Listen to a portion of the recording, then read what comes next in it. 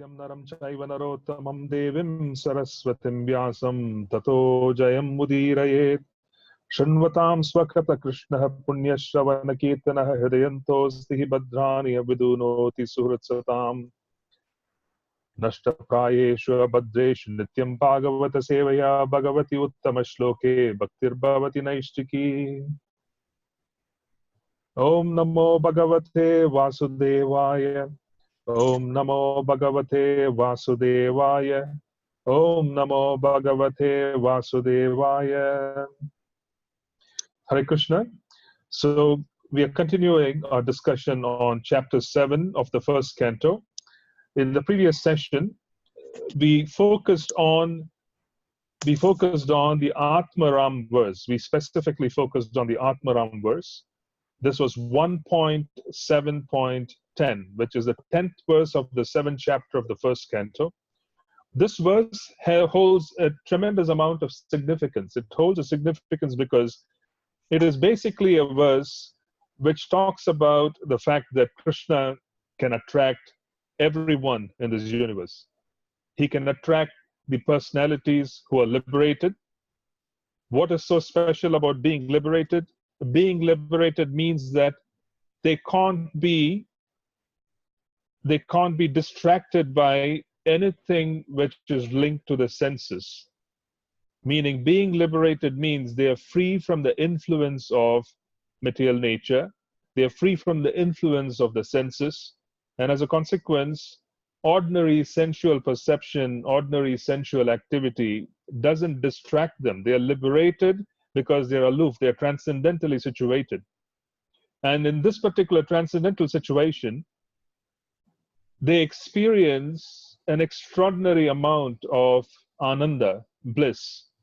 Brahma Bhuta Prasannatma. They are very, very satisfied because they experience an extraordinary amount of bliss. Why is this bliss and happiness being experienced? We spoke about it in the previous session. In the previous session, we mentioned the fact that happiness, the quality of happiness, the quality of bliss is only available in the pure mode of goodness. In other words, it's only available in the mode of goodness. It's only sattva which even has the ability to offer happiness. Passion and ignorance, they do not have the ability to offer uninterrupted happiness. Sattva has that guna. So even within material nature, the more sattvic a person has, the ability to experience happiness and the ability to sustain such is very high. They also have the ability to withdraw their senses because they have free will. They have the ability to basically not suffer. They may be in pain. Please understand the distinction. They may be in a lot of pain, but even though they are in pain, they don't suffer. There is no suffering at all. And the reason why there isn't suffering is because they are at the higher level of consciousness where they don't basically come in touch with passion and ignorance. Both passion and ignorance denote suffering, where one is either accepting life or rejecting life. This is passion. There is sankalpa, there is vikalpa. We accept aspects of life, we reject aspects of life. This is passion.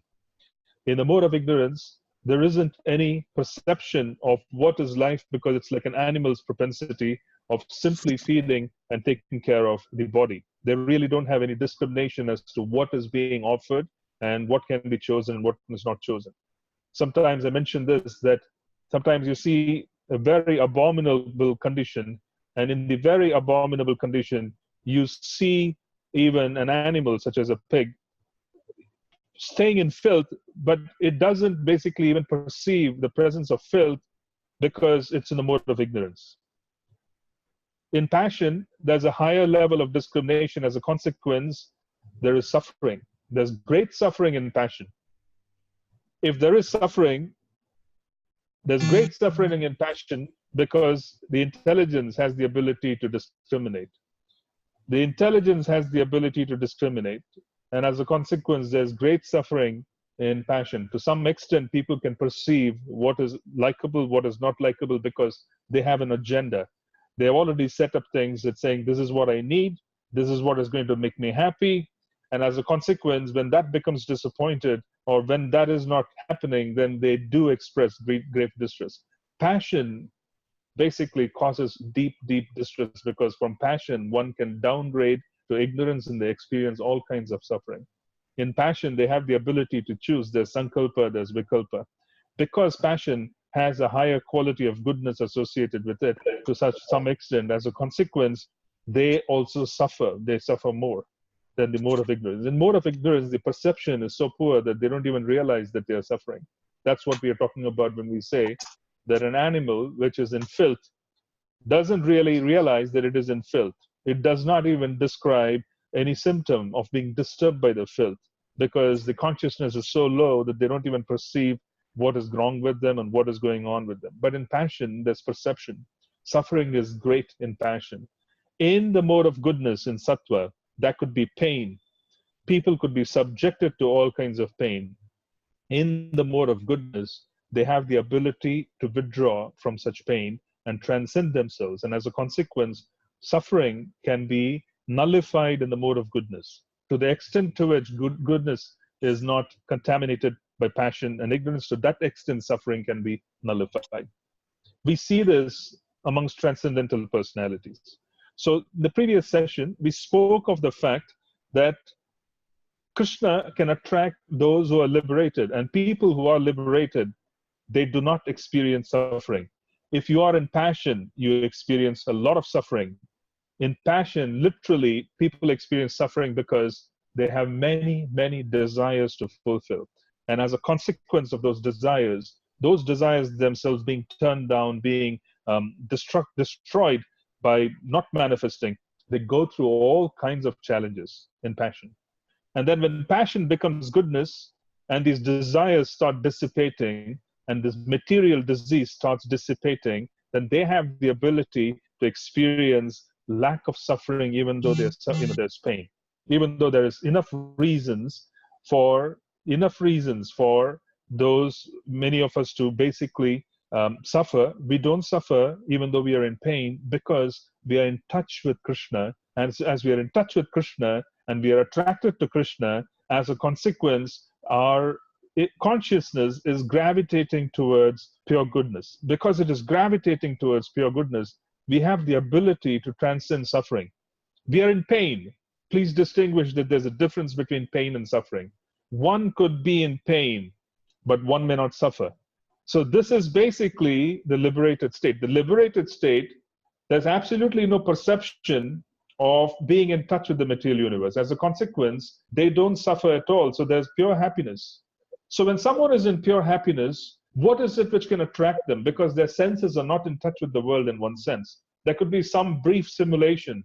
That could be imperceptible simulation. But at the same time, they are not very, they have absolutely nothing to do with the material energy and what it offers. So how is it possible that they could get attracted when the senses themselves are not in touch and they are not being stimulated? Now here the explanation of the Atmanam verse is Krishna. Krishna can attract the senses of those who are transcendentally situated. He can attract them in so many different ways. Someone who is transcendentally situated has gravitated, he's moved away from the material energy, he's situated in transcendence. Krishna can attract such a person because even in such existence, there are gradations of awareness of relationships with Krishna. What is experienced by neutral bhaktas, we talk about Shanta Bhakti, where the opportunity and the desire to serve is not there, but there is attraction to the Lord, and as a consequence, there's great affinity for him, but at the same time, that particular aspect of service and the relationship has not really developed. So that even those personalities, they can't perceive what it means to be a dasa, a servant of the Lord. Because dasya bhakti is superior, because now limbs are being used and they are serving Krishna. Now the Atmaram verse is talking about the fact, beyond liberation, there are gradations of relationships. Beyond liberation, these gradations of relationships of Shanta, Dasya, Sakya, Vatsalya, Madhurya offer all kinds of attractions, and each of these particular relationships is superior to the other in the ability of the bhakta, the devotee, to be able to experience a certain kind of happiness. As a consequence, the proximity to Krishna is being talked about by the gopis, and then there is the proximity of Mother Lakshmi, who is in Dwaraka. So the verse talks about the attraction of Rukmini to Krishna. She is Lakshmi personified. She is attracted to Krishna. Lakshmi herself is attracted to Krishna. As a consequence, Krishna has the ability to attract all these great personalities. Right. Ultimately, he is attracted by Radharani. That's a different topic. That's a different topic for discussion. His internal potency, Srimati Radharani, is so powerful. She is so powerful that she attracts Krishna. Krishna attracts everyone else. Yeah. So the point which we're trying to talk about is the Atmaram verse is basically saying, in all the Puranas, in all the Upanishads that Srila Vyasadeva had written, in everything that he had done so far, he had only dealt with the topic of the four different aspects of existence. He had talked about dharma, he had talked about artha, he had talked about kama, and he had talked about moksha. Now Srimad Bhagavatam is talking about what is beyond moksha. What is beyond moksha is a relationship, the rasa with Krishna. The Atmaram verse is highlighting the specific attribute of coming in touch with Krishna and being attracted by Krishna in a relationship. It is talking about the fact that this relationship is superior to existence, it's superior to liberation. As a consequence, what is being offered by Srimad Bhagavatam is far superior to any work done by Srila Vyasadeva. Now, very interestingly, the 7th chapter starts with Srila Vyasadeva touching water to purify himself. And when they, this is a subtle process, like we talk about, the whole aspect of coming in touch with Krishna is subtle. It is subtle, purification is subtle, Krishna is even more subtle. The spiritual process is even more subtle than purifying the mind and the intelligence, which is subtle. So gross body is gross. What is subtle is beyond that. So the mind, intelligence, and false ego, they are subtle. But then Krishna and the relationship or spiritual life goes beyond that. It begins after the fact. So when we purify, we are purifying the medium through which we interact. So we are purifying the mind, intelligence, and false ego. So we come in touch. So one of the most powerful ways to purify ourselves before we begin chanting, one of the most powerful ways for us to be able to purify ourselves before we begin deity worship, that particular aspect is Bhuta Shuddhi. Now this Bhuta Shuddhi, which is basically purifying the material elements that we're in touch with so that we could come in touch with Krishna and we could serve him nicely. This is the Bhuta Shuddhi process, which is a part of deity worship. In our Siddhanta, this Bhuta Shuddhi is not done through an elaborate process of purification of just the material elements. The material elements of the mind, the body, the intelligence, these are material elements, these can be purified. Our Siddhanta, the Bhuta Shuddhi, is particularly very powerful. What does it do? In our Siddhanta, it reminds us of our relationship with Krishna. This is a powerful way. It reminds us of the relationship with Krishna. So basically, the relationship being reminded internally is completely purifying, and it is even more purifying than an external process of going through different stages of purification before you come in touch with the deity. So one of the most important aspects of being able to worship the deity is to be able to chant specific prayers of Bhuta Shuddhi. There are specific Bhuta Shuddhi prayers, and these prayers basically link us to our eternal relationship. They are practically establishing that now, before you come in touch with the deity, you are an eternal servant of Krishna. First, remember that you're an eternal servant of Krishna. You are not a Brahmana. You are not a Kshatriya. You are not a Vaishya Shudra. You are not a Brahmachari. You are not a Grihastha, Vanaprastha, Sannyasi. You are basically a follower in the footsteps of the Vraja, residents of Vraja, who are servants of Krishna. This remembrance that we are not anything related to this particular world, but we are servants of Krishna. This is Shuddhi. This is the purificatory process. And this is far more powerful than the purificatory process that is normally adapted. So even if you don't do anything else, remembering that you're a servant of Krishna is ultimately the most purifying process. This is extraordinarily purifying.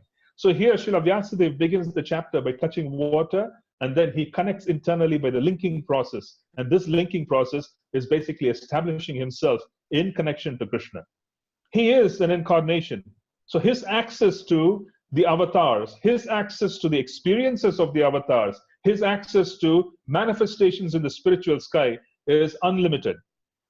That is the specific advantage Srila Vyasadeva has. He has the advantage of being able to have direct perception, or by his senses internally, of all the spiritual, I would say, avatars and their activities. Why so? Because he's an incarnation himself.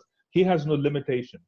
Because he is also of the same nature, he's empowered, he's a literary incarnation. He has the ability to experience the different phenomenon which the different personalities of Godhead experienced and what they went through and what was the circumstance. So this is so powerful because he is now connecting internally. And the first thing that he sees when he's connecting internally is he is seeing this manifestation of Karanodakashayi Vishnu. He is seeing the subservience of Mother Durga, who is material nature, to Vishnu. He's seeing the subservience of Mother Durga to Vishnu. He's basically seeing that external energy, which is represented by Mother Durga, you cannot conquer it. She is too powerful. She is extraordinarily powerful if one were to approach and try and manage external energy. Mother Durga is extraordinarily powerful because she is the external energy of Krishna. Then how do you overcome the bondage of matter? Because we are tiny. We are so tiny. We can be overwhelmed with this body. We can be overwhelmed with the different samskaras that we have gained over millions of lifetimes. How do you overcome that? So the first remembrance that is being given in the beginning of the 7th chapter is Srila Vyasadeva showing us that Krishna controls the external energy. His internal potency, Yogamaya, is superior to his external potency. By coming in touch with the internal potency, one has the ability to control the external potency. So this is very important. For us to be able to move forward, he's basically setting the stage saying, if you want to overcome your circumstance of the external energy, you need to surrender. Now, as we go through the chapter, this chapter is unique because it also starts the Srimad Bhagavatam narration. The narration of Srimad Bhagavatam begins here. The katha of Srimad Bhagavatam begins in this chapter. And what is the beginning? What is the circumstance of the beginning? The circumstance of the beginning is the firing of the Brahmastra to annihilate Arjun and the Pandavas by Ashwatthama. What does Ashwatthama do? Ashwatthama is the son of Drona. He murders the sleeping children of the Pandavas. He murders the sleeping children of the Pandavas. This is just an extraordinarily, I would say, grief-stricken story where the Pandavas lose all their children, literally. The only one who is saved is the one that is in the womb of Mother Uttara. The lineage, the only one who is saved other than the Pandavas is the child in the womb of Mother Uttara. Everybody else is completely annihilated in this war. It is such a grief-stricken, overwhelmingly grief-stricken story. So initially, he murders the children of the Pandavas, the son of Dronacharya, Ashwatthama. He is called Brahmabandhu. He is called Brahmabandhu because even though he is a Brahmana by birth, even though he's connected to a superior human being, he's a guru, his father is a guru. So he comes in the lineage of sage Gautama. His mother is referred to as Gautami because she comes in the lineage of Gautama. So he's very exalted in terms of his lineage, in terms of his paternal relationship, in terms of where he is, and so on and so forth. But he is yet referred to as Brahmabandhu. Why is he referred to as Brahmabandhu? Why is he called the relative of the Brahmanas? He's not called a Brahmana here, is because his thought process has been completely consumed by the mode of ignorance. His actions do not befit one who is Brahmanical. His actions do not befit one who is not suffering.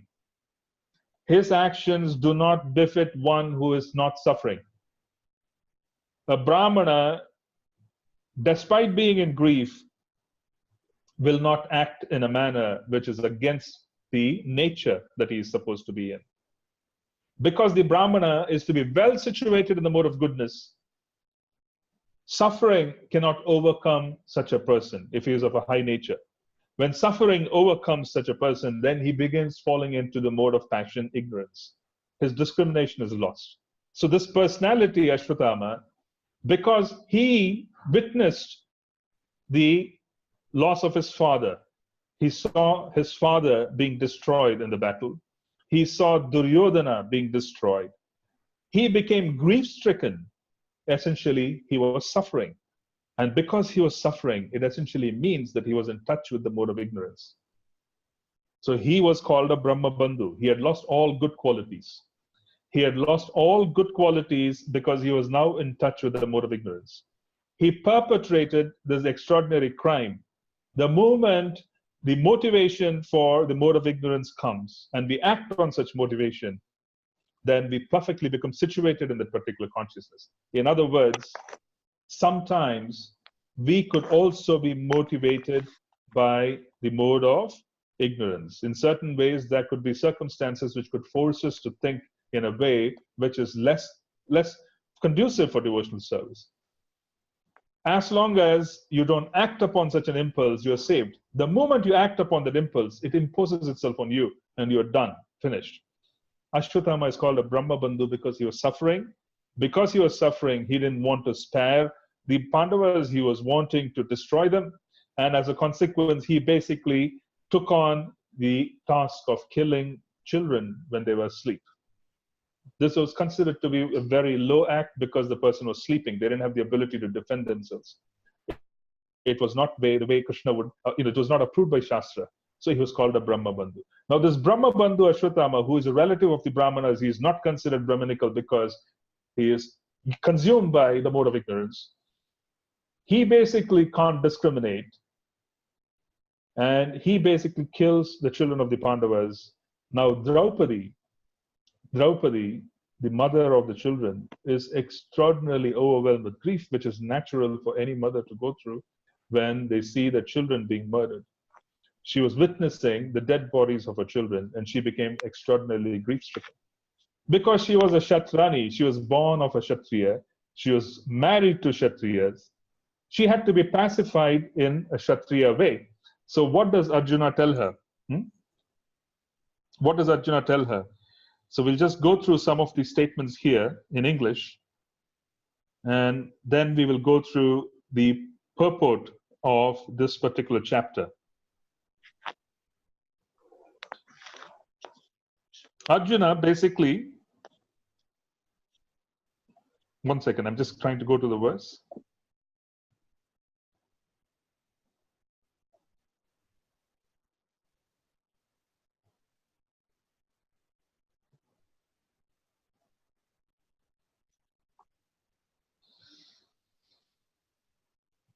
Several important principles come.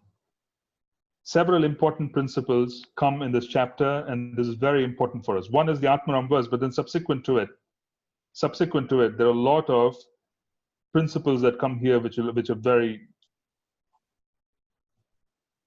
important for us. So here's the translation. This is verse 15. I'm just reading the translation.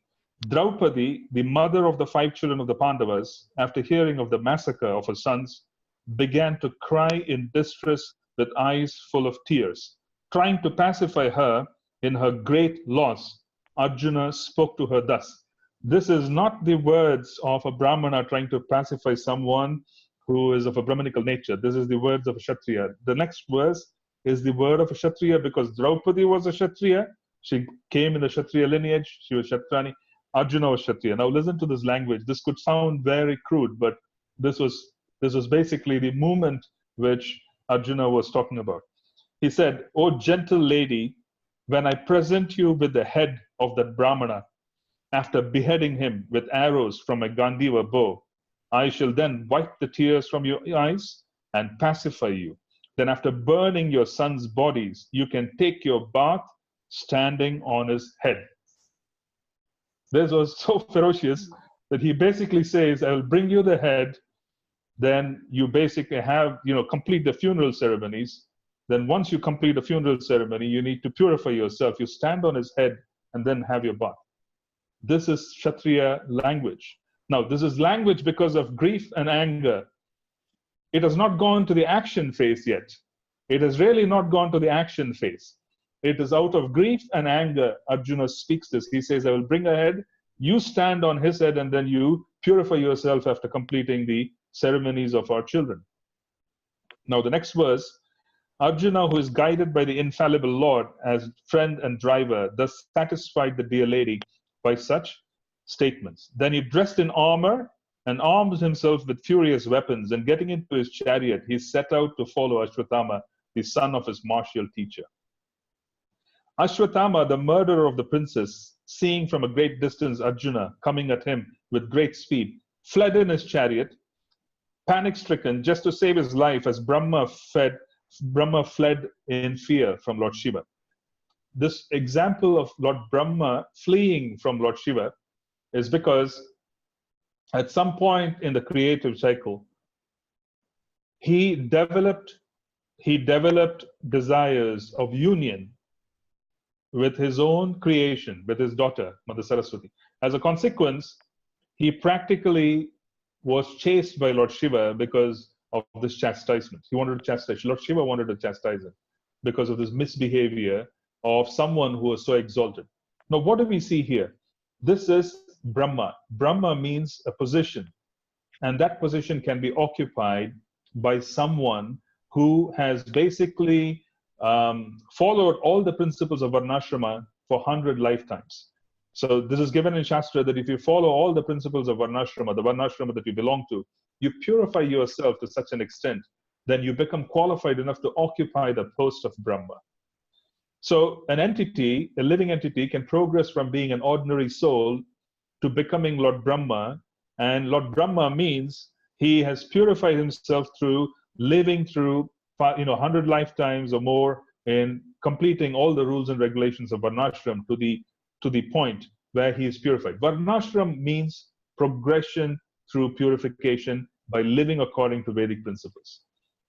Born as a Shudra, live as a Shudra, and then basically purify yourself and then become a Vaishya. Be born as a Vaishya, purify yourself of the propensity for engaging in transactions, which is basically passion ignorance, and then become a Kshatriya who is now focused on Dharma. Being born in a Kshatriya womb, practice Kshatriya Dharma to such an extent that next birth you are now focused on the higher principle of being a Brahmana.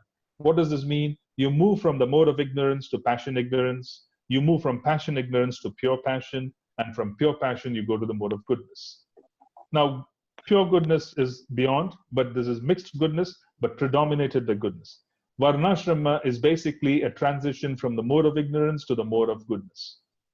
And as one has completed this transition effectively over 100 lifetimes, then one qualifies themselves to take on the position of Brahma, which essentially means the minuscule living entity, which is us, has the opportunity to receive complete powers of being a creator of this universe. So this is basically a promotion. This is not spirituality. This is basically a promotion from a material perspective, from one station materially to the other. As a consequence, personalities who occupy the seat of Brahma can also be completely tainted with material desires because they are in the material universe and they're in touch with material universe. In this particular circumstance, it is being shown that this great personality with great responsibility, Lord Brahma, went after his own creation. This is basically Lord Shiva correcting it. It is also said, Lord Shiva protects women in terms of, any kind of aggression by unqualified people who are not following Dharma. So he's protecting the circumstance there. He's basically a Dharma Vatsala. Lord Shiva is Dharma Vatsala. This whole process of Varnashram is being guided by his presence. He is extraordinarily favorable to protect the Varnashram Dharma. As a consequence, when Dharma is being violated, he went after Lord Brahma, saying, someone of your position starts doing this, there will be chaos. He goes after Lord Brahma. He wants to kill him. Yeah, he wants to basically he wants to remove this trait. Yeah, we don't want to dwell on this. I just want to say what this was all about. Now, Ashwatthama is compared. He is also compared to someone of a high station, high birth, a lot of good opportunity, falling down to the level that he had fallen to. He was worthy of being killed. He was worthy of being killed because he had lost the qualities. He had done something so bad that he would suffer in eternity. So him being killed is a good principle. Basically, Shastra You would notice in Srimad Bhagavatam, there would be so many instances of being very harsh with the mode of ignorance. This is an example of being very harsh in dealing with the mode of ignorance. Why? Because the mode of ignorance doesn't understand any other language. The mode of ignorance cannot be corrected by soft speech. If someone is in the mode of ignorance, then they need to be chastised. And that's the reason why throughout Srimad Bhagavatam, you will find the kings, the emperors, even the Lord himself, correcting the mode of ignorance by chastisement, because there's great harm which is being caused by those who are in the mode of ignorance. You can't fix them by talking to them in soft terms, because that's not recommended. They can't hear you. They're not in the consciousness of being able to hear good advice. Yeah, this has got nothing to do with compassion. This has to do with intelligence in terms of being understanding that this is consciousness and you need to deal with this consciousness in a certain way. You need to deal with it in a certain way. If there's an overload of sin, on a person because they murder someone innocent, then such a person carries the sin. It's very difficult for them to overcome the sin without being punished. Yeah, so Shastra here basically is bringing this example of Lord Shiva chasing after Brahma to preserve Dharma. Arjuna is chasing after Ashwatthama to preserve Dharma. Now, the next verse, when the son of the Brahmana, Ashwatthama, saw that his horses were tired, he considered that there was no alternative protection outside of his using the ultimate weapon, the Brahmastra. Within parentheses, it's being indicated the Brahmastra is being equated to the nuclear weapon. This is basically giving us an idea, because the world had seen Hiroshima and Nagasaki when Srila Prabhupada was writing this.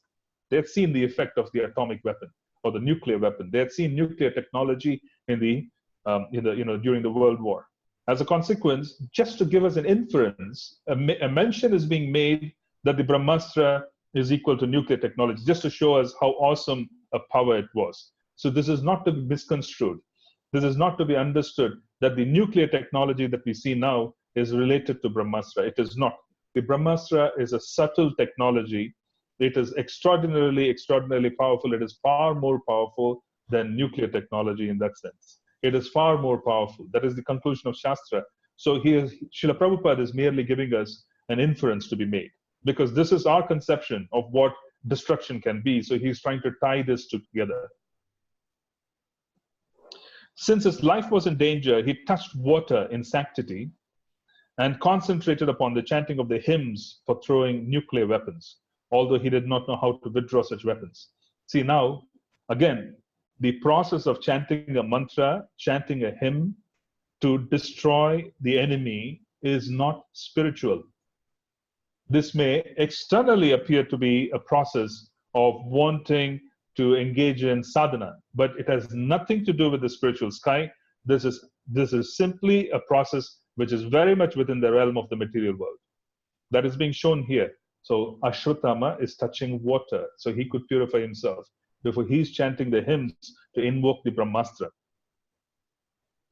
Thereupon, a glaring light spread in all directions. It was so fierce that Arjuna thought his own life in danger, so he began to address Lord Krishna. Now, there is certain formality. There's a formality between Arjuna and Krishna, despite the fact that they were sakhas, they were friends. If you see this particular formality, we will understand the distinction between the relationship between Arjuna and Krishna and the relationship between Krishna and one of the cowherd boys in Vrindavan. In the cowherd boy relationship, Krishna is an equal. Not for a moment does the cowherd boy think Krishna is God. Not for a moment. He thinks, this is my dear friend. It is not tainted by Krishna's Aishwarya. It is completely overwhelmed by Krishna's sweetness, the relationship in Braja. But here, the relationship between Arjuna and Krishna is such that there is formality. Now, Arjuna is aware that this personality who is with me is God. So he is addressing him. Arjuna said, "O my Lord Shri Krishna, you are the almighty personality of Godhead. There is no limit to your different energies. Therefore, only you are competent to instill fearlessness in the hearts of your devotees. Everyone in the flames of material miseries can find the path of liberation in you only." Now, what is being done here is that this is formality. He is first praising Krishna. He is glorifying Krishna by prayers. Before he approaches him, he is glorifying him. This is formality. This formality exists in the relationship between Arjuna and Krishna. This formality doesn't exist in the hearts of the Gopas and the Gopis. because they don't consider Krishna as God. Because when you consider someone as God, the formality of considering them as God comes in between the relationship. It basically imposes itself on the relationship. The sweetness is overwhelmed by the formality. Here, the formality is seen. And Krishna is not addressed as Yashodanandan. In this chapter, he is not addressed as Yashodanandan. He is addressed as Devakinandan. Yeah? So you are the original personality of Godhead who expands himself all over the creations and is transcendental to material energy. You have cast away the effects of material energy by dint of your spiritual potency. You're always situated in eternal bliss and transcendental knowledge. And yet, though you are beyond the purview of material energy, you execute the four principles of liberation, characterized by religion and so on, for the ultimate good of the conditioned souls. So Krishna is not affected, even though he apparently is involved in the four pillars of leading life on the planet, which is Dharma, Artha, Kama, Moksha. Thus, you descend as an incarnation to remove the burden of the world and to benefit your friends, especially those who are your exclusive devotees and are constantly wrapped in meditation upon you. O Lord of the Lords, how is it that this dangerous effulgence is spreading all around? Arjuna is asking Krishna, I see this effulgence. What is this effulgence which is coming towards me? Where does it come from? I don't understand it. Krishna, Sri Bhagavan Vacha, yeah? The Supreme Personality of Godhead said, know from me that this is the act of the Son of Droṇa. He has thrown the hymns of nuclear energy, Brahmastra, and he does not know how to retract the glare. He has helplessly done this, being afraid of imminent death. So Krishna is telling Arjun, this is coming because Ashwatthama has released the Brahmastra at you. O Arjuna, only another Brahmastra can counteract this weapon. Since you are expert in the military science, subdue this weapon's glare with the power of your own weapon. So Arjuna is being asked to fire a counter to what Ashwatthama had used. And the idea is to bring forth and subdue this. The warfare during Kurukshetra was predominated by the use of hymns. It was predominated by the use of different kinds of hymns to increase the power. So the Kshatriya, a real Kshatriya, why was Arjuna called such a Kshatriya? He had complete control over his senses. His senses were so much under the control of his mind that he could chant mantras which could practically counter any weapon fired by his enemies. So basically, what we are trying to see here is this whole idea of being in warfare had to be taught by a Brahmana. It had to be received through lineage. Dronacharya taught the Pandavas the different mantras to be released while they are firing their weapons. And the expert Kshatriya was one who could control his senses, keep his mind and intelligence completely controlled so that he could be the expert who could recognize the hymn chanted by the enemy. He could also be able to chant to counter them.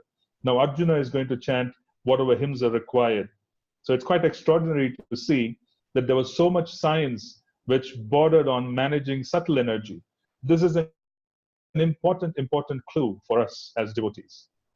If you want to manage external energy, if you want to manage the external phenomenon of existence in this world, superficially, when we try dealing with it by doing things within this world, it can only go to some extent in mitigating suffering. In reality, as devotees, we need to seek the process of devotional service to nullify our suffering. If you don't take shelter of a superior process, you can't really control an inferior process. The superior process which is with us is surrender to Krishna, as taught by Mahaprabhu. When we become very cooperative with the mood of devotional service, then devotional service provides us with resources for us to manage the external energy. We get resources to manage external energy because we are surrendered to devotional service. This is our true protection. In other words, you can't superficially solve life's problems. There's some level of practical knowledge required to act in the world, which is true. But internally, the better our sadhana, the more we are in touch with the process of devotional service, greater the ability to resolve issues in life. Greater the ability to resolve issues in life. So this is a great advantage for us that we are already in touch with the Supreme process of devotional service. As a consequence, the ability to resolve lower energy, because suffering is basically caused by passion, ignorance. One level of energy is controlled by another level of energy. If you want to have a solution for passion, ignorance, you need to be in the mode of goodness. It is the mode of goodness that can control passion, ignorance. If you notice, this is exactly the principle followed in Varnashrama. In Varnashrama, you will notice that the Brahmana controls the Kshatriya. Why? Because the Brahmana is in the mode of goodness. He has the ability to control the mode of passion. The Kshatriya controls the merchants. He collects taxes from the merchants. The merchants control the Shudras because they have to be taken care of so that they could work. So this is the hierarchy. One level of consciousness has the ability to manage the next level of consciousness. If you want to manage life and its problems, because the problems of life are caused by passion and ignorance, one needs to be situated at the very least in the mode of goodness. At the very least, one needs to be situated in the mode of goodness. If you're not in the mode of goodness, you can't find a solution to life. It's not possible. In the mode of goodness, there's lot of freedom. In the mode of goodness, you have access to higher powers. When you offer prayers in the mode of goodness, it reaches higher levels because they are also in that particular level. So the solution for solving issues of life lies in being able to situate ourselves in the mode of goodness. Make every attempt in your life to situate yourself in the mode of goodness, because solutions will present themselves there. Solutions will present themselves. There's also an objective. There's also the ability to transcend. Suffering is minimal in the mode of goodness. One has the ability to create a certain platform which is very conducive for devotional service. So this is very important for us to understand here, that there is a certain science in the way the world was constructed. And if one understands devotional service, then one has the ability to understand everything else. Hearing this from the personality of Godhead, Arjuna touched water for purification, and after circumambulating Lord Krishna, he cast his Brahmastra weapon to counteract the other one. This is important. Here the devotee, even though very skilled and extraordinarily well situated in weaponry, he had the ability to counteract anything because he was extraordinarily powerful as a warrior.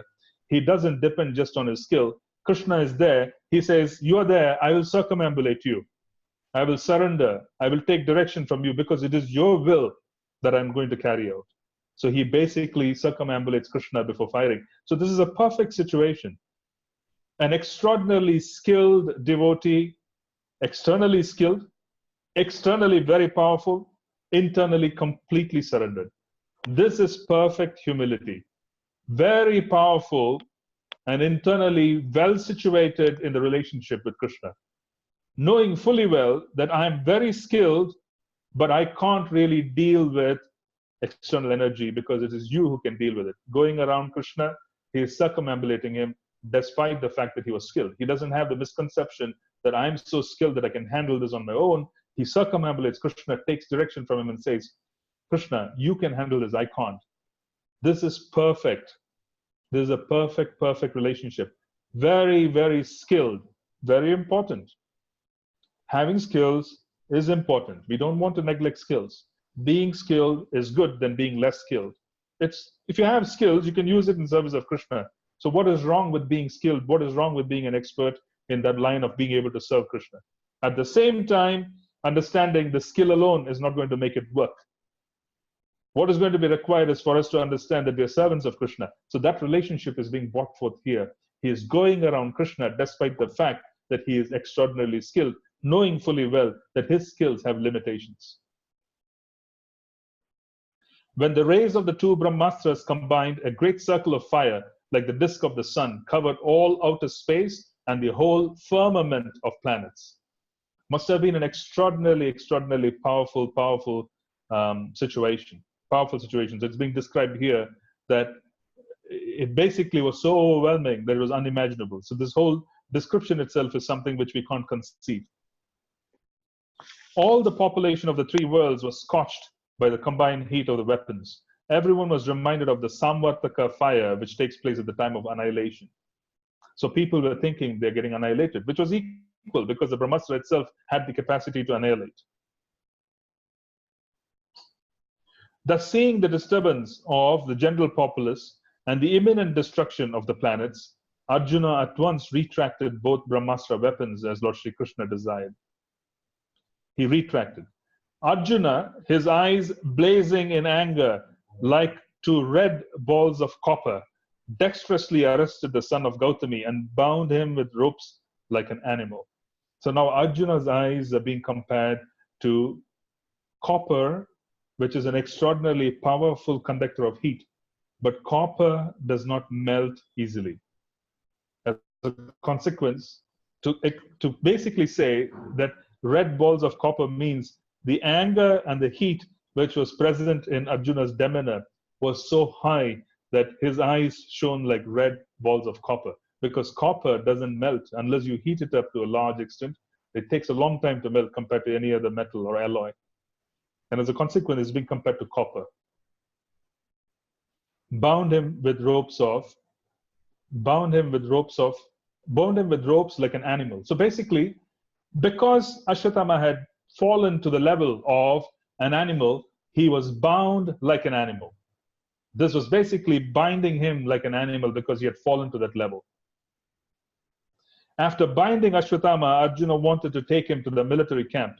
The personality of Godhead, Sri Krishna, looking on with his lotus eyes, spoke to Arjuna in an angry mood. This is Krishna. Now, remember the distinction. Arjuna's eyes were compared to red balls of copper.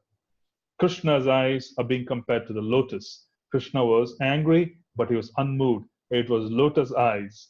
Looking at him with his lotus eyes, spoke to Arjuna in an angry mood. He was in a mood which was angry, but it did not transform his lotus eyes. Lord Sri Krishna said, "O Arjuna, you should not show mercy by releasing this relative of a Brahmana, for he has killed innocent boys in their sleep." You know, we should pay attention to this. Krishna is particularly saying you should not show mercy. This is very contradictory to the normal mode of goodness. But then the mode of goodness is tainted, because the mode of goodness, even though extraordinarily powerful and elevated and superior to the mode of passion and ignorance, is also not effective. It is not the same as transcendence. This is transcendence. Krishna, when he speaks, is transcendence. He speaks and he is saying, kill him. He should not be spared. The mode of goodness, on the other hand, would not like to commit violence, because it is tainted in its own understanding of what to do and what not to do. That is the reason why we say we use the mode of goodness as a platform. Our goal is not the mode of goodness. Our goal is transcendence. Now we saw Arjun, and then now Krishna, he is transcendently situated. Krishna is a supreme Lord. He is transcendence himself. He is saying, kill this guy. The normal mode of goodness, the material mode of goodness, will show, oh, forgive him. Forgiveness is better. You know, if you get slapped on one cheek, you could get slapped on the other. This is the right way to do so. But here, Krishna is saying, kill him. This is transcendence, where he is basically unmoved by the tainted mode of goodness that we see in this world, where there's unwanted compassion. Compassion which is not in line with dharmic principles. Compassion which is not in line with shastric principles, in one sense, comes forth. Here Krishna says you should kill him, because he has killed young boys, which means his consciousness has fallen so low, he is dangerous to everybody now. His consciousness, especially because this fellow is so learned in weapons, he is so learned in weapons, he is so learned in warfare, but his consciousness has fallen so low. He has killed young, sleeping children. Young children have been killed by him because his consciousness is so low. This man needs to be killed because he's dangerous. He's more dangerous than an animal because he's sophisticated. He knows weaponry. He can deal with the world. You must kill him. This is Krishna's advice. Yeah. So very important for us to understand that this has got nothing to do with material compassion. This has more to do with an understanding that you need to deal with a certain level of consciousness in certain ways. Okay. A person who knows the principles of religion does not kill an enemy who is careless, intoxicated, insane, asleep, afraid, or devoid of his chariot. Nor does he kill a boy, a woman, a foolish creature, or a surrendered soul. Krishna is justifying. A cruel and wretched person who maintains his existence at the cost of others' lives deserves to be killed for his own well-being. Otherwise, he will go down by his own actions. Basically, he's saying this Ashwatthama has committed such a big sin that he can't relieve himself from the burden of the sin unless he is punished in a like manner. He has caused such great pain that unless he goes through that pain, he won't be relieved. He will just suffer for long periods of time in hellish conditions. So it's better to inflict the same kind of pain on him so that he gets relieved. Furthermore, I have personally heard you promise Draupadi that you would bring forth the head of the killer of her sons. He's reminding Arjuna, you're a Kshatriya, you're supposed to deliver on your promises. This man is an assassin and murderer of your family members. Not only that, but he has also dissatisfied his master. He is but the burnt remnants of his family. Kill him immediately. When he says dissatisfied his master, Duryodhana was not pleased. Duryodhana was not a coward. He was not. As a consequence, he was not pleased at all that for his sake, Ashwatthama should go and kill sleeping children. He was not pleased at all. So he's basically saying he dissatisfied his master. He is but the burnt remnants of his family. Yeah, nothing wonderful about this consciousness. Kill him immediately, Krishna is warning him. Krishna had the foresight. He knew that someone as dangerous as Ashwatthama, who basically had all kinds of knowledge of weapons and who doesn't hesitate to use them, if he is released without killing, he will again come back because that is the way it should be. He is again going to come back. This is the first principle of warfare, is you never leave your enemy unless they have surrendered in certain ways. In this case, this person had already lost his consciousness. He was filled with all kinds of hatred, and he was now humiliated because he was tied like an animal. On top of that, he had all kinds of knowledge of weapons. If you release him, it's harmful. Krishna is basically seeing the future, and he's basically saying, kill this guy. Don't leave him. Although Krishna, who was examining Arjuna in religion, encouraged Arjuna to kill the son of Dronacharya, Arjuna, a great soul, did not like the idea of killing him, although Ashwatthama was a heinous murderer of Arjuna's family members. After reaching his own camp, Arjuna, along with his dear friend and charioteer, Sri Krishna, entrusted the murderer onto his dear wife, who was lamenting for her murdered sons. Sri Sutta Goswami said, Draupadi then saw Ashwatthama, who was bound with ropes like an animal, and silent for having enacted the most inglorious murder. Due to her female nature and due to her being naturally good and well-behaved, she showed him due respects as a Brahmana. She could not tolerate Ashwatthama's being bound by ropes and being a devoted lady. She said, release him, for he is a Brahmana, our spiritual master. The spiritual master's family is considered the spiritual master. As a consequence, she was able to see that principle. She wanted to uphold it. She basically overcame her grief and was able to speak this way. This is such an important principle. What is it that we see in this situation? How is it possible that a mother who is seeing the bodies of her children who have been killed, and especially a fiery nature, she was very, very fiery by nature. She was not a pacified, she was not, I would say, a mild person, Draupadi. She was very fiery by nature. And as a consequence, she basically was seeing the children's bodies.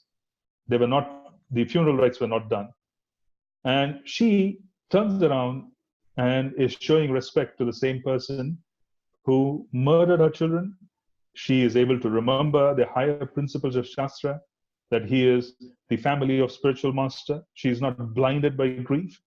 She also shows this extraordinary quality of compassion, even though at that point in time, it was extraordinarily difficult for her. What does this tell us? Anybody? You should be very simple with your answers, if you don't mind. What does this tell us? What is the clue which is being given?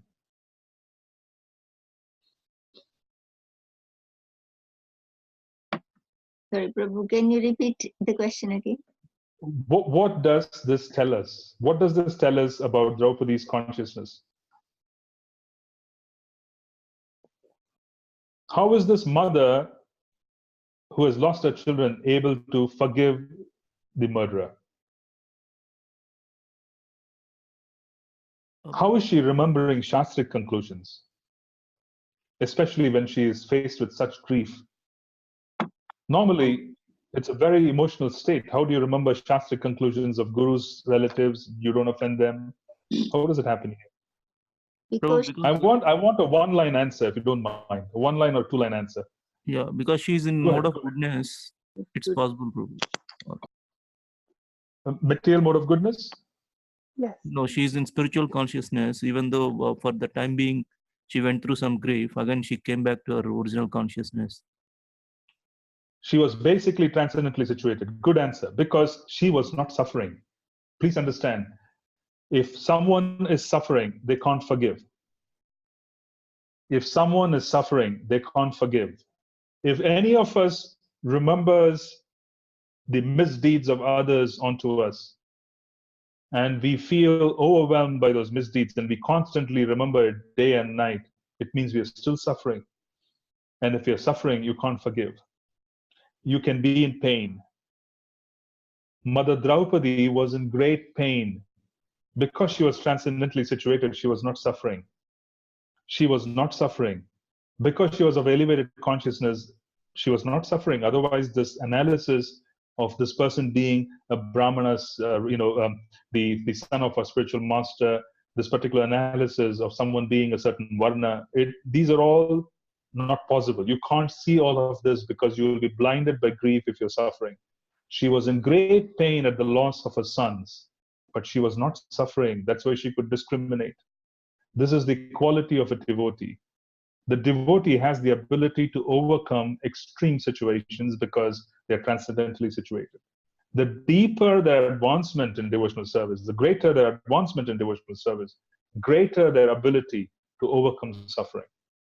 This is what is being shown here. This is very important as a demonstration. Krishna is asking them to kill because that is the right thing to do, because there's danger in letting go of someone who is very skilled like Ashwatthama.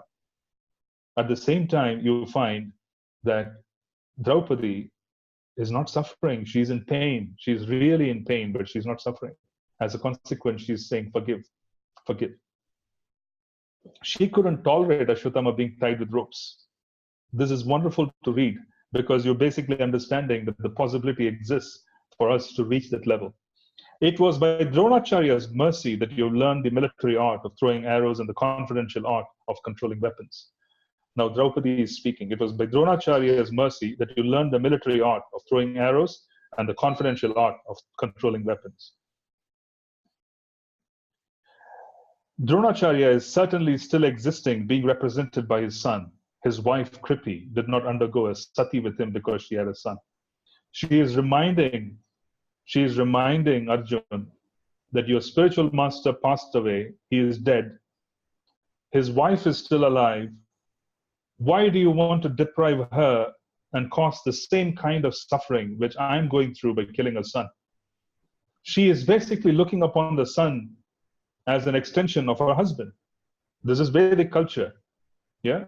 This is Vedic culture where the husband comes home and the wife would send the sons and the daughters to hug the husband, and they would receive the husband's affection by the affection that he shows to the children.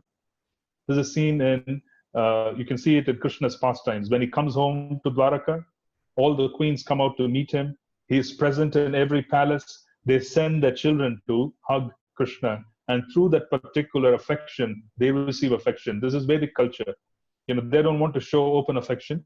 They send their children. So children are considered a bond between the husband and wife. So Kripi, who is the mother of Ashwatthama, is going to take support of her son because her husband has passed away. Why are you trying to deprive her of this support by killing Ashwatthama? Because she will go through the same suffering that I have gone through. So this is the logic. So how can this logic even come in the mind of anyone who has just lost their children? It's not possible. It's only possible if you're not suffering. There is no suffering here. There's great pain, undoubtedly great pain. But because they're transcendently situated, they have the ability to overcome such pain. They have the ability to not suffer, even though there's such great pain. Yeah. See, this reminds us of the story of Lord Jesus.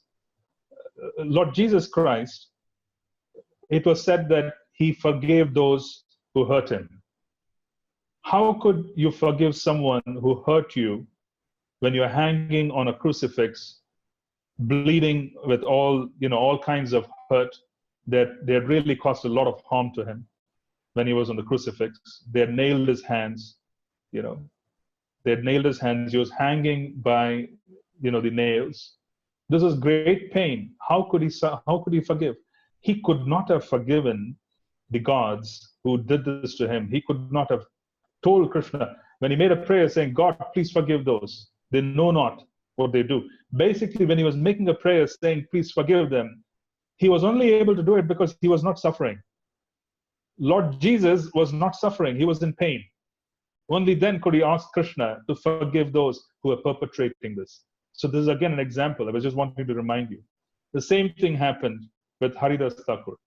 Haridas Thakur begs Lord Chaitanya, who is furious, that don't hurt them, because just forgive them. He asked for forgiveness of those who hurt him. Haridas Thakur was taken in 22 different marketplaces. He was beaten up and given up for dead, and he was thrown into the river. But he gets up, and then by the potency of the holy names and by the mercy of Lord Chaitanya, he is not harmed, but yet he goes through a lot of suffering. He tells Lord Chaitanya, he goes through a lot of pain.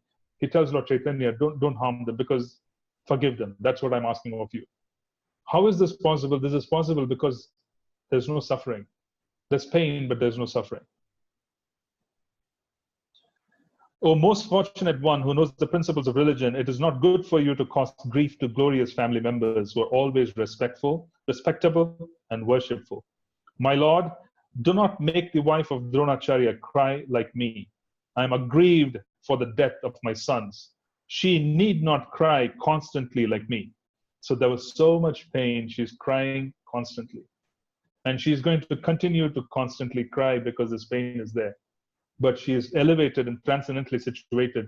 It is not really affecting her to such an extent that she can't discriminate. Her intelligence is untouched. If the kingly administrative order, being unrestricted in sense control, offends the Brahmana order and enrages them, then the fire of that rage burns up the whole body of the royal family and brings grief upon them all. In some sense, when a Brahmana is offended, there can be fire accidents. In one sense that you can cause, it is basically a relationship here where there is basically, they would call it the divine fire can just consume things. So if the kingly administrative order, being unrestricted in sense control, offends the Brahmana order and enrages them, then the fire of that rage burns up the whole body of the royal family and brings grief upon them all. In the third canto, we will see Lord Kapila engaging in deep transcendental meditation. He's basically transcendentally, I'm not comparing his meditation to the TM technique of, which is known in the world. I'm just using the words transcendentally. He's transcendentally situated. He is meditating. And at that time, there are these so many different descendants of kings, the ancestors of Bhagirath who reached there. They're all burnt. They're all burnt by the fire of Lord Kapila's penance, by the mode of goodness. They're completely burnt, which is what we read. They're turned to ashes, which is the reason why Sri Bhagirath wants Mother Ganga to descend, because he wants her to flow through those ashes so that his ancestors could be relieved. Okay? So the point we're trying to make is that the mode of goodness is associated with fire, and she's referring that the Brahmana, when he is affected, can burn the entire royal order. O Brahmanas, King Yudhishthira fully supported the statement of the queen. This is basically Sutta Goswami. O Brahmanas, King Yudhishthira fully supported the statements of the queen, which were in accordance with the principles of religion and were justified, glorious, full of mercy and equity, without duplicity. This is Yudhishthira. He is Dharmaraj. He is Dharmaraj. He is going to look for opportunities at every instance to have a higher principle operate. He's looking for opportunities here. So he's fully supporting his wife.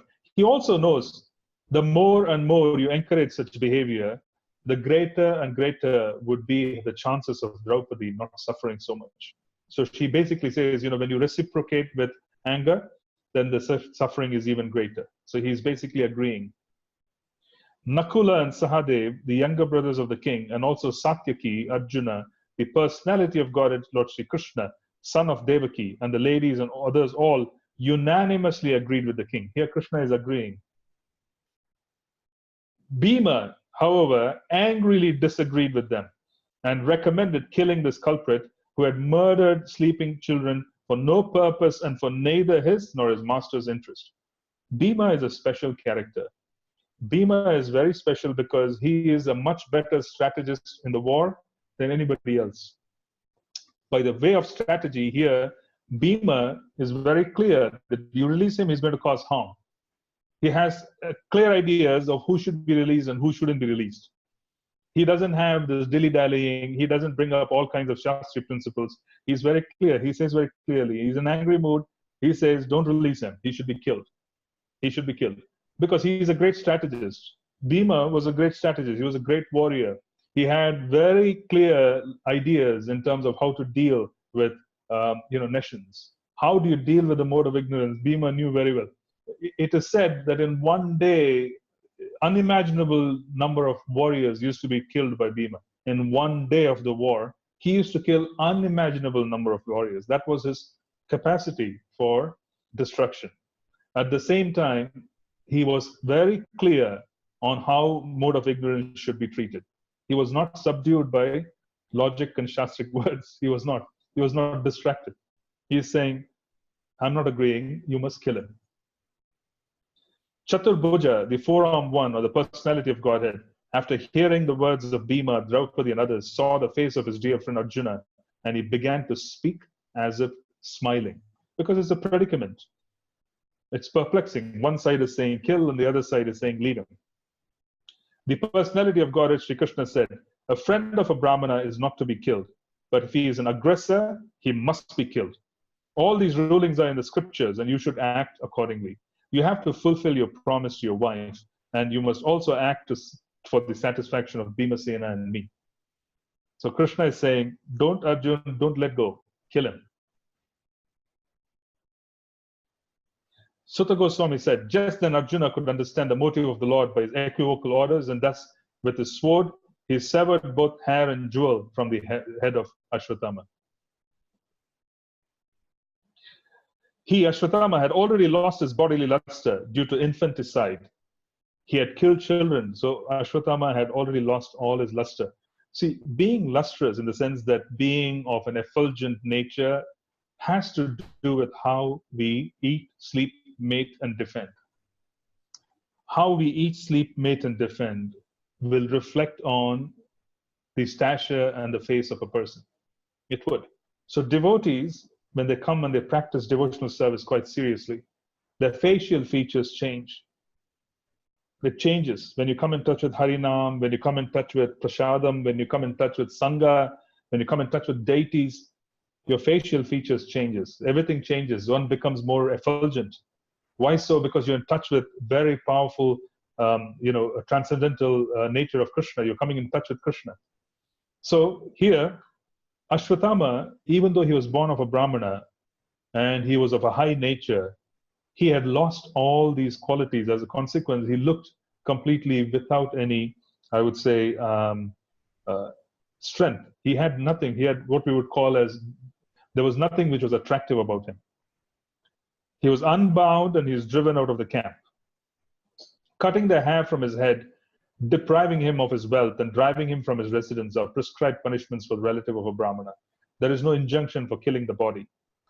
Thereafter, the sons of Pandu and Draupadi, overwhelmed with grief, performed the proper rituals for the dead bodies of the relatives. See, we notice something quite interesting. Number one, there is this extraordinary nature of devotees. After having gone through such terrible, terrible circumstances, they're still not suffering. They have discrimination. The conditioning of the body is not affecting them. Mother Draupadi, being a mother, being a woman, the emotions would just be overwhelming. There would be no logic at all if such emotions are there, because she has just lost her children. But here she is speaking Shastra, quoting Shastra, pacifying Arjuna. And Arjuna himself, being so angry, is being somehow or the other controlled by the words of his wife. All of them are completely in touch with Krishna. He is there, so they are basically in touch and they're being pacified by his presence. It's extraordinary to see the effect of coming in touch with Harinam, Krishna himself, coming in touch with Bhagavatam, which is Krishna himself, and this is coming in touch with Krishna in his person by the Pandavas. It's extraordinary. It is just extraordinary to see how different their reactions are to apparently very, very, very grave circumstances in life. If this kind of suffering is being, basically, they don't question. They're not questioning Krishna. They're not saying that you were around, but this happened. They're not questioning him. They're still looking upon him. They're still surrendered to him. They're still his devotees. This is quite extraordinary. It's quite extraordinary. They're so special. They're so special because they have been examples of personalities who have lost so much. And at every circumstance, they have depended on Krishna, accepting their losses in life as his will and never detracting themselves from the position of being his servants. It is so extraordinary. So we'll stop here for today and we'll see if we have time, we'll take some questions. Otherwise, we can communicate via chat.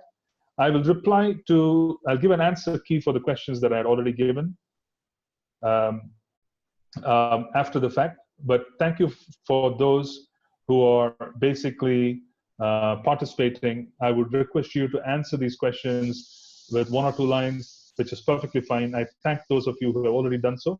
I will present a key. I will just leave a voice message in the group, just sharing my thoughts on the answers to the questions. This is basically making us to think in direction of what we discussed. I will be presenting such questions again this week, and I would encourage all of you to come back with some answers. It will be very helpful. So I'll stop here and we'll see if we have time for questions. We'll take some questions. Can we take a few questions, Christina? How much time do we have, or is it completely left to the devotees? Hare Krishna, yes, we have some time, 10, 15 minutes. That's okay. Okay, great, fantastic. Yeah. Okay, so yeah, if any of you have questions, because this was somewhat of a long discussion, I wanted to finish the 7th chapter. Okay, Hare Krishna Prabhu, Ravindra Babu here. Yes. Prabhuji, when it comes to Bhota Siddhi process, deity worship, I have a doubt related to, is the deity worship is needed only in the neophyte stage, or even in the advanced stage, we need to be continuing our deity worship? The deity worship process is basically serving the senses of Krishna. So when I use the word Bhutta Shuddhi, I was merely referring to the process when we worship the deities, but it necessarily is not completely restricted only deity worship. I was giving a principle saying that remembering our relationship with Krishna is the greatest purification. I was just wanting to share that principle. Remembering our relationship with Krishna is the greatest purificatory principle. One could have had a bath, one could have done all the archaman, they could have done all the process of purification before deity worship. But if they're completely situated in their day-to-day activities and their identity of this world, then what has been purified after all? It is only the body which has been purified. So Bhutta Shuddhi, when I'm talking about Bhutta Shuddhi prayers, I'm talking about being able to purify oneself of the conception of relationships to this world and being able to remember that I have nothing to do with this world. I'm a servant of Krishna. That is Bhutta Shuddhi. So that's the first point. Second, is the process of deity worship required right through? Not necessarily, but neither is it a situation where you give it up. Because at every level of advancement, the interaction with deities, interaction with Srimad Bhagavatam, the experience of Harinam, it changes dramatically. At very high levels, the deity is reciprocating. They're seeing Krishna, they're interacting with him through the deity. Yeah? At a very basic level, they are engaging in deity worship to understand the relationship. So, is it required? Not necessarily, but at the same time, it is not meant to be given up. It can be continued right through to the very end. Okay. Okay, bro. Just one more question, bro. What are the specific prayers of Bhota Siddhi, bro? I will post it to the group. Okay, thank you. Thank you so much. Sure. Hare Krishna Prabhu. Haribo? Paul. Prabhu, just wanted to ask you, you just mentioned Krishna was addressed as Devaki Nandana, not Yasoda Nandana. Can you please explain why you specifically mentioned that there? Well, basically, Devaki Nandan Krishna is Dwarkadish Krishna. He is the Krishna who is showing his opulence as God. This is the understanding of the Pandavas. They are not participating in Leela within Braj, where Krishna is not considered God. He is considered a son, he is considered a lover, he is considered a friend, he is considered a master. It's all being done without the formality of understanding Krishna is supreme. So that's the difference. So he's being addressed here as Devakinandan. That is the understanding of the Pandavas. He is not Yashodanandan. Yashodanandan means that those in Dwaraka can't understand Yashodanandan. They can't understand Brajvasis. This would be seen in the 10th canto when we talk about Sri Uddhava. Yeah. Uddhava coming into Dwaraka, coming from Dwaraka to Braj, trying to pacify the Brajvasis. Yeah. He is bewildered because nobody considers Krishna as God. They're all crying in separation, thinking, how is he? How is his health? What is he doing? So on and so forth. Everybody is thinking he's dependent on me. Mother Yashoda and Nanda Maharaja thinking they're dependent on me. He's dependent. Does he eat properly? They can't really conceive of Krishna as God. Uddhava, who comes from Dwaraka, knows him as God. So there's a lot of confusion. Then he realizes that the superior relationship is in Braj. So he then sits and engages in bhakti so that he could be participating in Braja Bhakti. That's the difference. Yeah. Thank you very much, Prabhu. Krishna. Hare Krishna. When Krishna was saying to Arjun to kill Aswatthama, and he didn't obey that, even though he knows he's God, doesn't seem right there. Can you explain that? Well, sure. Arjuna, basically, what is being highlighted here is that even though he knows this is Krishna and he's asking him to basically annihilate Ashwatthama, Arjuna's innate nature of being a devotee and being soft-hearted is being highlighted here. So he is basically being highlighted as a soft-hearted devotee, saying also the devotees are more compassionate than God himself. The devotee's heart is far more compassionate than the Lord himself. So they're also highlighting, glorifying the nature of devotees. But we notice during the Kurukshetra that every time Arjun acts according to his own will based on different factors, he basically pays very heavily. Very heavy prices being paid.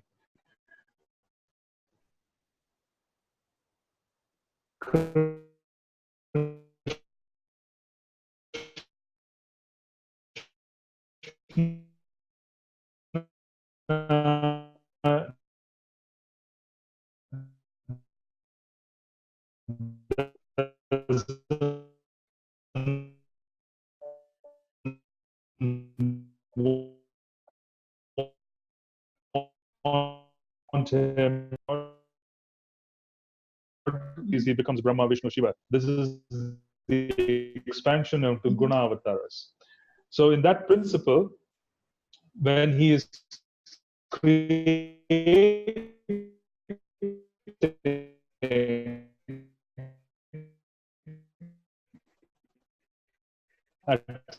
this. Yes.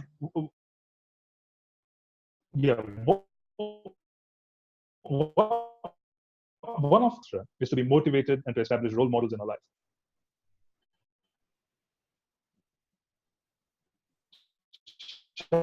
Shastra basically is defining possibilities. It is telling you what your experiences can, if you choose to, dedicate yourself to the chanting of the holy names. Shastra basically is saying, if you chant and if you're going to come close to Krishna, this is possible. As a sequence,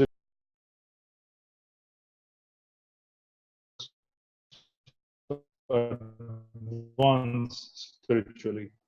So basically, we also have to take a cue saying, don't compromise services. Thank you. Sure. Thank you.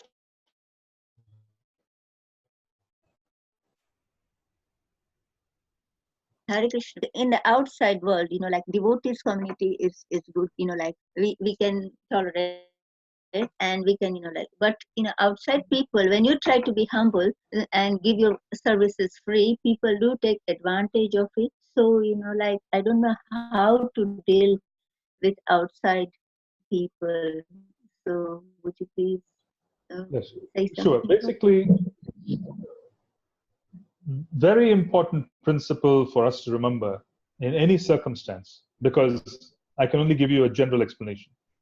In any circumstance, very important principle for us to remember is to always follow the path of what is the right thing to do, which would impose the highest level of consciousness in the surrounding. Always seek to represent yourself at the highest level, because the more you strive to, to kind of show that particular consciousness, greater and better would be the outcome. So what am I saying here? I'm saying you need to observe what your duty is in every circumstance. Once you understand what your duty is, then you start acting according to what your duty is in that particular circumstance. That is what we are meant to do. And when we are acting according to the duty, we also want to remember and see if there is a possibility for us to follow the principles of Shastra, where we can enact and we can speak and we can act in such a way that we are establishing higher principles of action for others. That's what we're supposed to do. Now, when we are constantly focused on the higher principles and we are trying to focus on establishing higher principles and we are trying to act according to duty, sometimes life can become very difficult. There's a scene in the Ramayana. In Sri Ramayana, Lord Ram was asked to basically go to the forest by his father. He went through all kinds of austerities. Mother Sita accompanied him and went through all kinds of austerities. And Lakshman, he was completely against all of this because he's a servant of the Lord. No servant can tolerate the Lord's basic distress. He can't really see the Lord go through distress. So Lakshman was not tolerant. But the point which you're trying to make is establishing and enacting dharma and duty and finding the principle of duty in different times in our life is a tough process. More than likely, trying to do the right thing is difficult. But we still ought to do it because we established the higher principle. By establishing a higher principle, we will be relieved of that attachment and we will be relieved of any suffering that may come through it. Does it make sense? Because we suffer when we come in touch with others in the world because we are expecting them to act in a certain way. Yep. But if we follow the principle of duty and say that my relationship to this world is one of duty, and we exert duty in that direction without compromising on Shastric principles, try to follow the higher principle there, sometimes it may not be rewarded with good, wonderful things. We have to go through some austerity. That austerity is very good because you've still done the right thing, and that austerity can relieve us of that attachment in that area. Some subtle attachment can be relieved. I hope this answers your question, Mataji. It is not a it is a matter of you. It is a matter of you invoking your sadhana at that time, requesting Krishna, I'm your servant. Please guide me. What is the best way for me to deal with these circumstances? And that in turn would provide you with the best way in your heart. Thank you very much, Prabhu. Sure. Hare Krishna, Prabhu. Yes. Haribol, sorry, I'm a bit late today. Prabhu, I wanted to say, ask you, it is something somewhat little closer to the Mataji's question, but this is coming to the services when you do with devotees or any in the temple or anything. Sometimes we say it is not appropriate and we really wanted to do something, and sometimes we have the means, we can do it, but it needs a little bit of extended services. And but there will be many devotees and they will say, no, let it be, that's okay, that's all right, we can be with that. So how you will feel at that moment that you wanted to do something more but then someone is saying, no, that's all right, that's enough, that's okay. How you are going to accept that in your heart when you really wanted to do, and you know you can do it, and how you, I don't know how to react at that moment, and what is the best way? You Yeah, got the my higher principle. Sure, I think I got your question. So the higher principle, thank you. the higher principle which has to be followed is for us to be able to cooperate. Because different devotees have different capacities. So what is it that we can do collectively to please Prabhupada? Yeah. That is more important than what we can do individually. Yeah. We can still act individually in our own capacity and produce things, but sometimes it is wise to remember that keeping everybody together and ensuring that they don't run away from us is better, because we are trying to follow a higher standard. Yeah. Sometimes it's important for us to remember that. Yeah. Actually, Prabhu, it's something I think I did not mention. Sometimes even there will be some devotees saying, no, yeah, we should have done it. It is good. But why we didn't do at that moment? That's my question, Prabhu. Some, like they say anyway, what to do? Maybe that is what Krishna wants. So is that the right way, Prabhu?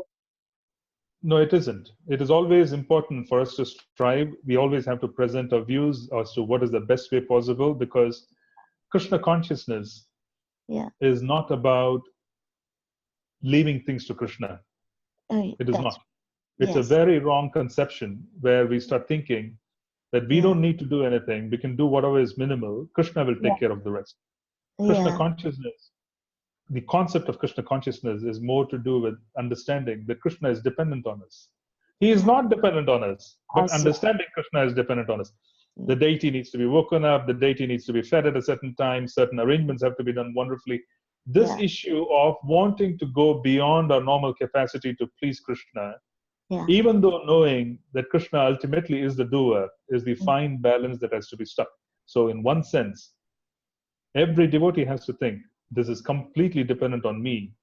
Krishna is depending on me. I must do my very best. And then you put in your best out at there, and then you leave the results to Krishna. This is what is required. So it's a normal misconception in thinking that, oh, what is the big deal? What if this is not, Krishna will still accept it? What if this arrangement is not optimum? Krishna will accept it. Krishna will intervene.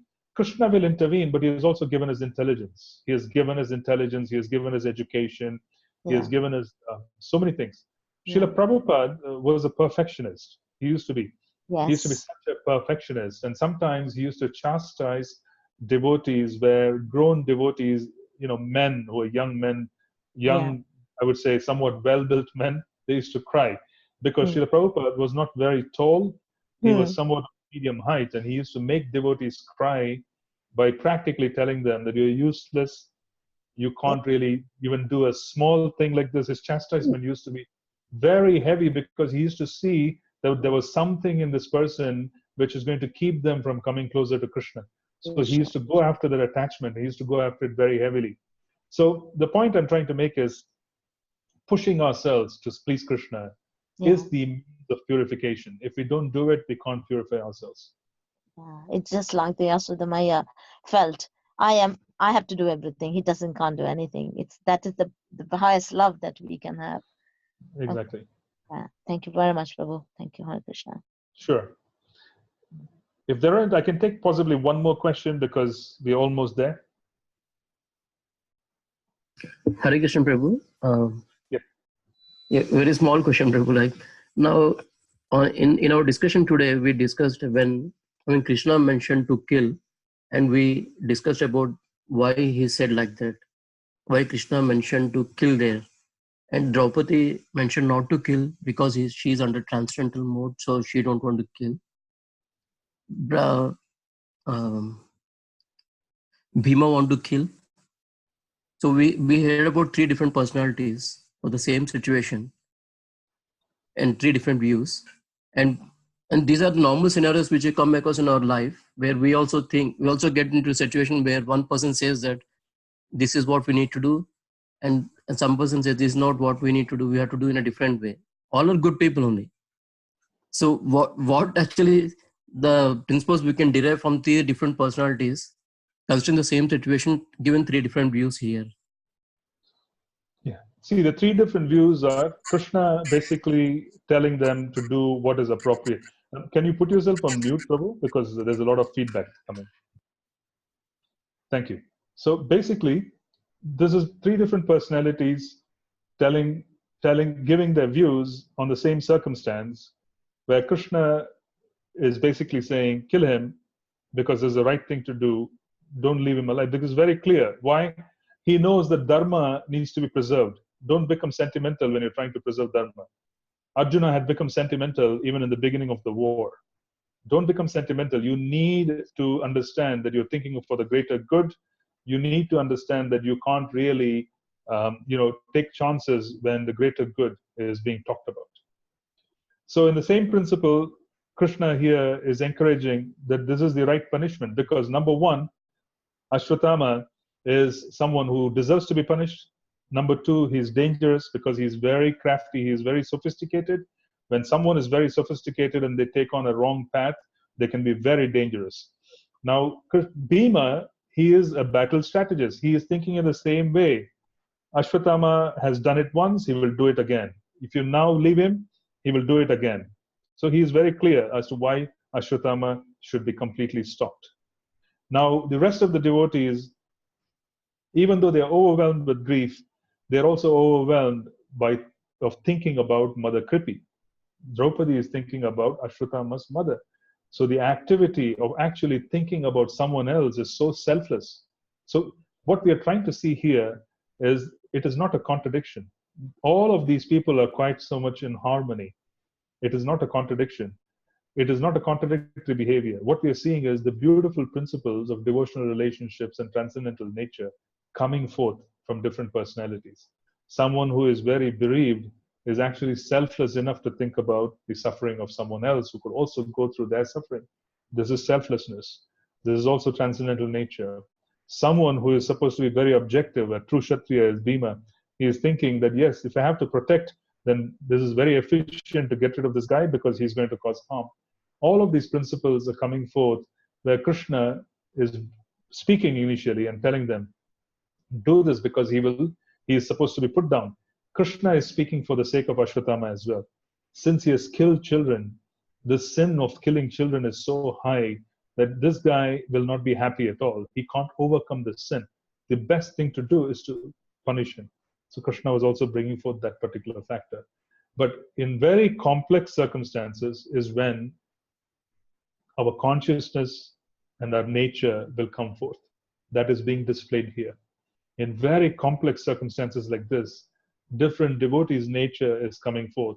Ultimately, Krishna is giving them the freedom to do what they want, so to preserve the principle of compassion, but he also is fully aware that there could be a problem because of Ashwatthama being left alone, that he's also being alive. So the point we want to make here is, if you can't really take it in face value as to who is right and who is wrong. This discussion is bringing forth principles of consciousness. It is bringing forth principles of devotees. It is showing the glorious nature of Krishna's devotees themselves. And it is also showing Krishna's nature of giving complete free will to his devotees. Saying, yes, this is my advice, but you do what you want to do. I will still protect you. So he was ready to protect Parikshit even though they would take a wrong decision in letting Ashwatthama go. Yeah, he was ready to protect Parikshit. So this is the point which is being brought forth. Basically, what is being brought forth here is a complex situation is created to discuss consciousness and relationships so that we could draw principles from this. So several principles are being seen. Number one, I mentioned earlier, how one can not suffer even though there's every cost that person should suffer. How someone can think of someone else's well-being while they themselves are being put through such hell. So many wonderful principles are coming. That is the purpose of this discussion. It is not to view it in black and white. We can't view this in black and white because in spirituality, so many contradictions can coexist in harmony because they're related to Krishna. You can have very contradictory principles existing together. For example, we call Krishna Purana Purusha.